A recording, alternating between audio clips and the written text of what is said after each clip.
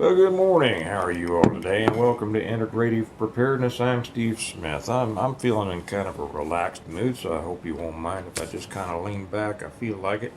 Lets me look out the window. So if you've read my books, you see how you read how Jim Wyatt designed his house so that he could in his office so that he could just kind of see out both ends. He could walk from one end of his office to the other and see out the front and the back and all that. That's kind of the way I have things set up. I like to be able to see out there and everything else that's going on. So there's still snow cover out there, and it's probably going to go away today. So I'm gonna catch the last bit of it while I sit here and do some work. Uh, I just put one up over for anybody who's interested in the political stuff. Just put one up over on the American Reversion channel about what happened in New Hampshire and the very interesting thing that got caught on tape when the head of the Arizona Republican Party threatened and tried to bribe Carrie Lake, who was running for Senate out there. So, if you're interested in that. It's on the American Reversion channel, and I know that's about all the politics, or maybe more than many people here on this channel are interested in. If you're with us on Patreon, I had an interesting question I put up there today on the chat. Make sure that you're checking on the chat. And that is, if you could remove one thing in the world to make the world a better place, what would it be? And I think we've got more comments on that at this time of day than probably on any other. It's been fun to read. So if you want to express your opinion on that, do that. Hospital hell. That's what I want to talk about today.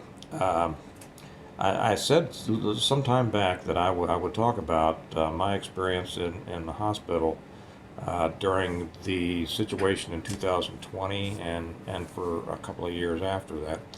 And we're approaching something that I think could be a repeat of that. So I'm going to do that today. And you've kept up, and I've talked about it, and I'm sure others have too, about the next wave of the diseases, the viruses that are coming our way. What is it? The disease X that they haven't decided what it's going to be yet, but they're calling it disease X, and they're warning everybody it's going to be 20, 50, 80% more deadly than COVID, and then they have that one they're working on in China with the 100% mortality rate, and who knows, what's going to happen, and there's this there's the old saying that when the world ends, it won't go out with a bang but a whimper, and that's kind of foretelling of something like this. Well, I want to talk about this because I want to kind of prepare you for what could be coming, and so you can take some steps again. And by the way, I just noticed that since I'm kind of leaning back and relaxing here, the revival right there, for those of you who are following along with the revival, my reading of the revival, my second book in the Stone Mount series, we're up to chapter 16 in the revival. Already have all the version up there, 16 on the revival, and that's where we're going. Back in 2020, when the first news of COVID-19 came out. And I'm not going to say anything here that I think that will be particularly. I don't think they'll take this down as a result of what I'm going to say, because I'm not going to get into. I'm not going to get into those areas about which there's so much disagreement, because what I'm going to talk about is even worse than that, and I don't think there's any disagreement on that. And we have a lot of people on here who have worked in the healthcare industry who were there during that time, and I'll be interested in reading your comments about it, because every time I touch on this, I get a lot of comments saying, yeah, and here's my experience with it. Back in 2020, and I think I made one of the first videos, because when it first came out, we were down at in our annual getaway week down at Big Cedar. lodge down in the Ozarks. And I made one down there and was talking about, they had just come out, the CDC and Fauci, who was NIH, whatever he was, director, they'd come out and telling us about this new uh, deadly virus that was headed our way called COVID-19. And, and that there was a lot of concern. Now, a lot of people didn't, the people who don't believe anything that comes down the road, and how often they turn out to be right. They didn't. They were very skeptical of it. But even many of those, said, "Okay, is this something to be concerned about?" And I'll be honest, I was concerned about it because I don't, I didn't have a history about those kinds of things, and so I started paying a very close attention. Well, the hospital, at first we heard the different things. Well, no, you don't need to wear a mask, and they were very slow. Let me say that, very slow to respond to this. And I asked a lot of doctors. Like I say, I was in the security department of a major hospital, knew a lot of the doctors, and spent a lot of time in the ER, because of because of ER stuff. And I asked a lot of them, and most of them just poo-pooed at this. Oh, for crying out loud! For crying out loud! It's affected a couple of people. The flu kills however many people, right? Come back to me when it's killed 10,000. So they were very, for the most part, the mainstream medical community was very dismissive of this idea that this new thing, this novel virus, COVID-19, was going to be any kind of a problem. But then more and more information started coming out from the CDC and Fauci and all that, and I will be the first to admit that even though I'm a supporter of Trump, he is the one that came out there and really promoted the warp speed, the vaccines and all this kind of stuff. And a lot of people went for that. Well, over the course of the next couple of years, we saw, and by probably within a couple of months, we were hearing that every hospital bed, that this virus was so deadly and so contagious that and there were different stories, June, July, whatever, every hospital bed in the United States would be occupied by a COVID patient. And the response to this was that I can't swear for all the hospitals in the United States, I don't know, but I know the ones that I know here and the ones in which I worked. They got rid. They sent everybody. That hospital was dead. They canceled all elective surgeries. They sent people home that usually they would keep in the hospital. If there was any way they could send somebody home, they would. And I sat in meetings about this, and not understanding the science, I just listened. But our job was a security aspect of it, and so we knew that we were going to have to be dealing with some things. And so, it was very interesting how the hospital went through their protocols, developed and then implemented their lockdown protocols, how they emptied out the hospital. You'd walk around that hospital, there would be nobody there. And there would be nobody in the ER, because all of a sudden, and if you know anything about hospital ERs, you know that 95% of the people that populate them don't need to be there. It's just, I feel bad today, I got a stomach ache, I got a headache, I got a cold, I got the sniffles, I got, whatever, or I'm unhappy with life. And all of a sudden, nobody was coming there, because finally they were worried more about this thing, and people were being told, if you can avoid going to the hospital, don't go to the hospital, because it's going to be full of COVID. And so people were afraid, and so they didn't. It was the hospital I worked at, which was a large and part of a very large system. It was a ghost town. The nurses at the nurses station We're spending more time than usual, on Facebook and shopping online, pretty much their whole shift, because there was nothing to do. Well, they waited and they waited and they waited for all the COVID patients to come flooding in. And pretty soon, they did. Now, I'm not going to address whether those people should have been there or not. That's not the purpose of this video. And I'm not going to even touch on the various treatments, because that also is not the purpose of this video. But what I saw implemented was such a lockdown of every entrance except a couple during the day. I mean, you couldn't get into that big hospital except through two main entrances, at which there was medical personnel in full gown and masks, taking everyone's temperature, making everybody put on a mask, wanting to know where the person was going, signing them in, security there in order to, because people, they were unused to this. They were used to being able to, you have a loved one in the hospital, you're going to go visit, right? And all of a sudden, they were stopping people from being able to go in and visit patients. And there would be on a list whether somebody was a COVID patient or not.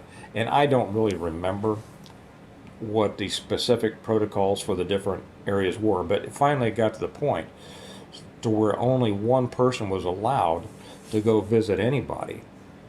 And that person had to be above 18 years old. So children weren't allowed to go in and visit their mom or their dad who was in the hospital. And finally, they got to the point where no one was allowed in. No visitors allowed at all. Now, whether this was an appropriate response to the real contagion, the real danger of this is not the point. The point is it was done. Okay. And a lot of people argued with it. A lot of us, as we got to learn more about this, we expressed our opinions that we disagreed with these policies. And that was based on good evidence that we had developed ourselves, and also on medical evidence. But again, that's not the point. The inhumanity that I saw in there, of people dying alone.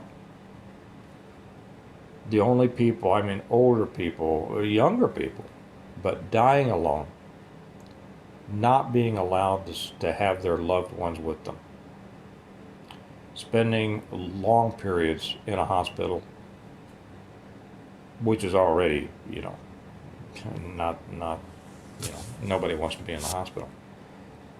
Surrounded, the only people that I'm seeing were medical staff dressed up in full, the level, I forget what it's called, but the PPE, the personal protective, and looking like spacemen. Very dehumanizing. They were being worked on, not worked with. Family members knowing that mom or dad or brother or sister or whatever was upstairs dying, and they couldn't go see them. They couldn't say goodbye. I remember one guy, and this isn't as heartbreaking as those things. I remember one guy that drove up from Oklahoma, and this was up in the Kansas City area. Drove up from Oklahoma because his daughter was having a baby, and he stood on the helipad for 8 hours, just looking up at her window that he knew was her window in the maternity unit.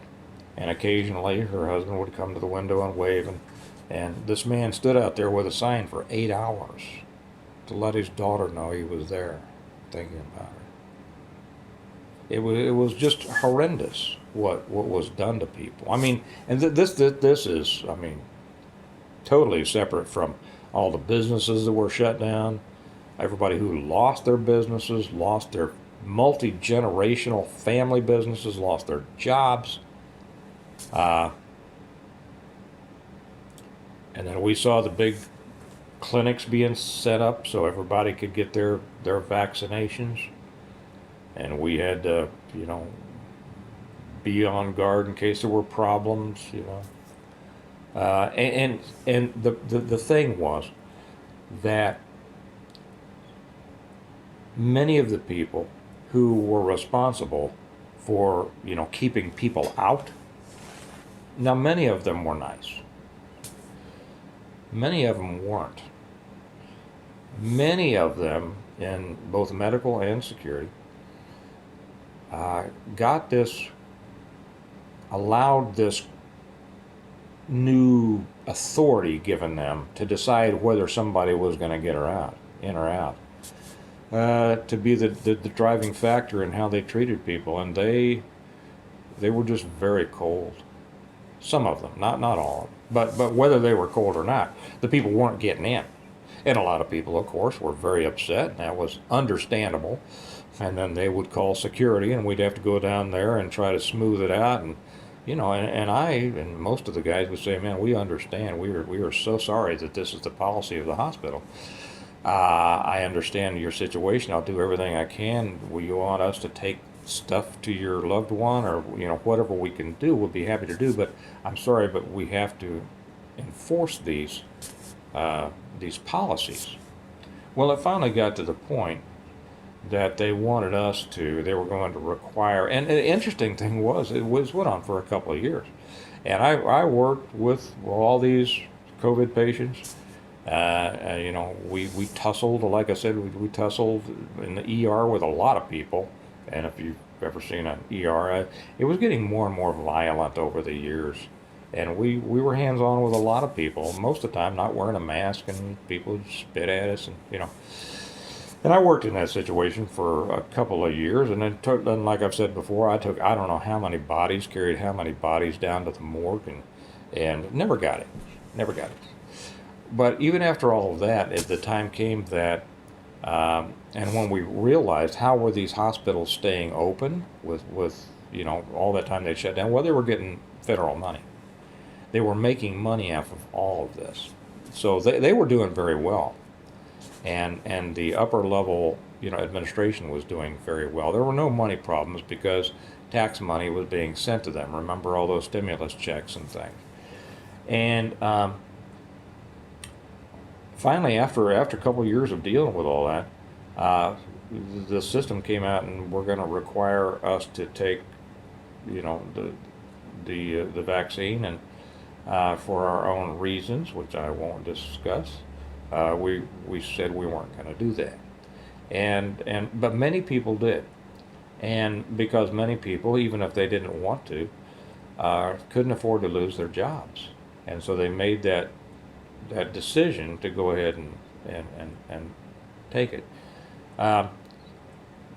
These people. I mean, I don't. I understand the quandary they were in, and they had very hard decisions to make because they had families to support. And with everything shutting down, with businesses going out of business, it's not just that easy to go out there and get another job someplace. Now, Kelly and I, when they said we're going to have to get it, we said no. And then I put in for religious exemption, and they accepted that. And I was able to help others with that as well. They accepted that. But then the next step was they said that they wanted us to have periodic testing. We had to be tested every day. And I explained that I wasn't going to do that. I wasn't going to accept that because I felt it to be discriminatory and singling out one group over another when I did not see science supporting the need for that. And they said, well, but if you don't do it, you're going to lose your job. We're going to have to let you go. And I said, well, I guess that's something you're just going to have to do. And they did. They couldn't believe that Kelly and I would both refuse, what was necessary to keep our jobs. They were good jobs. We lost a bundle. There, I won't even tell you how much. It'd break your heart. But it cost us a lot. But the thing is, and here's a preparedness lesson. The reason that we were able to do that is because I had, and we had, many other streams of income. They didn't realize that I'm really a writer who would happen to just stay over there kind of as a bad habit. I started writing my books while I was over there years ago, and just how a job gets to be a habit. It was a decent job. It was a good job, paid good. I didn't do much but drink coffee and wander around and talk to people, and so as those things are hard to leave, I was still able to write my books and all that. And they didn't realize that I didn't need their job, which is a good thing. I always tell people, increase your income. Be your own source of income. Don't rely on an employer. And I know that a lot of people think that that's difficult, but, well, a friend of mine was over yesterday, Mark. Many of you have met him. And I think within the time when I got up and the time that he came over, I had already thought of 2 new ways to make money. And we talked about it. And I was talking about, I'm hoping that he is going to start his own channel. He has so much emergency medical knowledge that I wish he would share with people out there, because I see some of these videos out here by people who haven't done it in real life, and I tell them, you've done it in real life, you need a channel, you need to be providing information to people. I hope he will. But anyway, the point is, you have to be the provider of your own income, and that means you're not getting a paid check from somebody else who then can call the tune. When somebody's providing your money, they can call the tune you dance to a certain extent. And because we had other streams of income, it's not just my books. We have a number of businesses. You all know that, and we didn't need their money. I won't say that it didn't have an effect for a while, losing all that money, but it gave me more time to build up the other streams, and it's worked out very, very well. And so do that. You have to be in charge of your own money, just like you're in charge of your own food and your own water and your own defense and your own shelter and all of those things. Well, my point on this, and I couldn't really tell you how horrible the situation was for people who were caught up in it, if you haven't been there. And if you were a medical person during that time, I hope that you will leave your comments down below for other people to get a sense of, because I don't think anybody who wasn't in that at the time can have any idea how horrible it was. My point is this: it could be coming again. And if it comes this time, I think they're gonna to clamp down even harder. And because they're ready for it. They're not stupid. They see what happened. They saw what happened with the last one. They saw how people reacted, and they learn. And they say, okay, well, if we're going to lock them down this time, we need to do this different, and this different. But if they're going to lock everything down, they're going to lock everything down. And you can say, well, I'm not going to be locked down. Well, you can try, and I applaud you for that. Okay, I applaud you for that. I'm not going to wear a mask. Okay, well, when they don't let you in a store, you can sing the blues all you want. You can holler and scream until they call the police, and you can scream about your rights and all that. And I'm not disagreeing with you, but if you're not getting in the store, you're not getting in the store. Okay, and they can call the police, and you can be upset, but you will be arrested for trespassing and creating a disturbance. See, that's the reality of the situation. We can talk all we want to, and we can jump up and down about what ought to be, but what ought to be is always trumped by what is, and that's what people need to understand. So if they're going to do this again, I think they're going to clamp down harder, and we all know why. There's an election coming up. And the more you control people, the more you control the things people do, right? And I talk about that more. Like I say, if you're interested in the politics of this, come join us on American Reversion. Anyway, the whole point of this is it was worse than you thought if you weren't in it. And if it happens again, it's going to be even worse, I believe. And you need to be prepared for it. And being prepared for it means a number of things. First off, be like I always talk about, the whole premise of integrative preparedness is that everything works together. You need to be able to survive and live well, separate from dependence on all of those external, interrelated systems over which you have little or no control, including your income. Income is a huge one. Okay. And too many in the preparedness world don't understand that. Preppers don't understand. Many preppers don't understand that. PMPs, preparedness-minded people, do, because they understand that preparedness is all-inclusive. It's omnidimensional. Okay. So you want to be your own provider of many things, and then also along with that, you want to keep yourself healthy. One of the like I said, I never got it. Kelly never got it. One of the reasons is our immune systems are great. We eat healthy. We get exercise. We get out in the sun. We don't tear ourselves down. It's possible to be out working hard and actually tearing yourself down. I see a lot of people do that.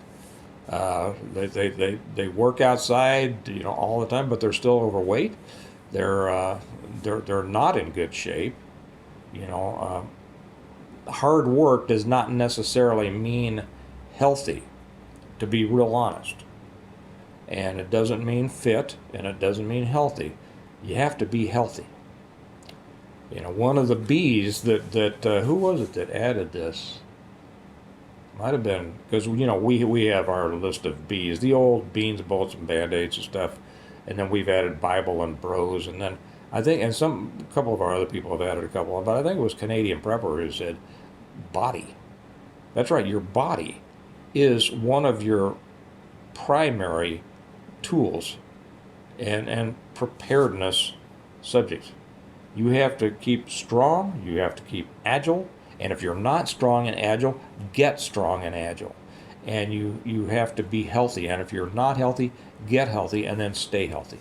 But eat right.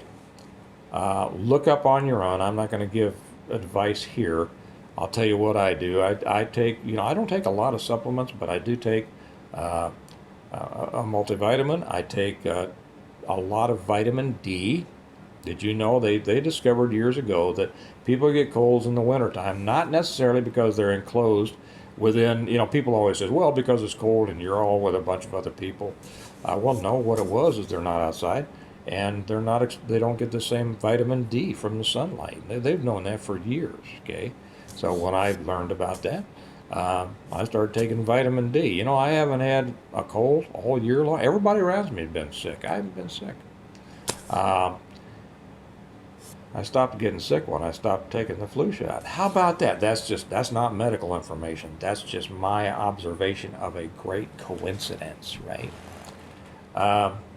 So stay healthy. And I take, vitamin C and zinc and stuff like that. Look it up on your own. Learn what it takes. I take iodine, put a couple of drops of iodine in my coffee every morning. But anyway, that's not medical advice. That's just me sharing with you what I do. So anyway, how we're doing? I think we're up on the end here. Yeah, I better get out of here. Just a little information about how things were before from the inside. And it was, like I say, if you weren't there, it was so much worse than you can imagine. It was just horrible. You don't want to be there. I guarantee you. You do not want to be in there. And you do not want your loved ones having to enter the healthcare system. Now, I had to have an operation not long ago. It wasn't something I could operate on myself, and so I am thankful for modern medicine for those types of things. But for these types of things, you do not want to expose yourself to the healthcare system. You know how many people die every year of healthcare related infections? Just that? I mean, it'd blow your mind. Look it up. Everybody's all excited about guns. Guns doesn't even come close to how many people die as a result of infections acquired in a healthcare setting. So you don't want to be in there. You don't want your people to be in there, your loved ones to be in there, if at all possible. So prepare. Prepare for possible lockdowns and keep yourself healthy. And also what that means is stock your food. Stock your food. If this happens again, there's going to be shortages. Prices are going to go up. This is going to be a volatile year.